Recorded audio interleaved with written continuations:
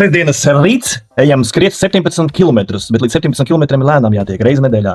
17 km. Bet jātiek pakāpeniski, ja tu neesi līdz šim skrējis vai nezinu. Jau skrien pa bišķiņiem, tu lēnām var palielināt. Piemēram, pusgada laikā, bet katru nedēļu, vismaz reizi nedēļā.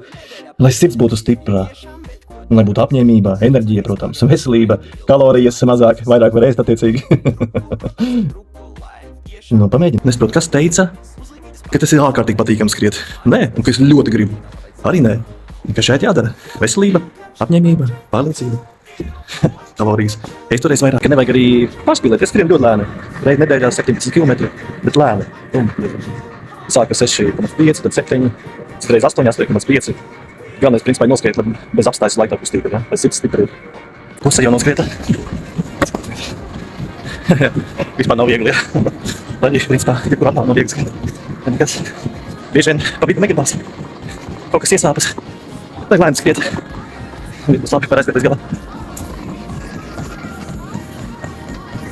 17 km noskrieti, jūši kā vienkārši superīgi. Tāds kā nogurums un enerģija vienlaicīgi. Tas noteikti jāpamēģina, tad tā grūti pastāstīt. Tad noskrien, baigi piekūsti, bet baigi laba sajūta.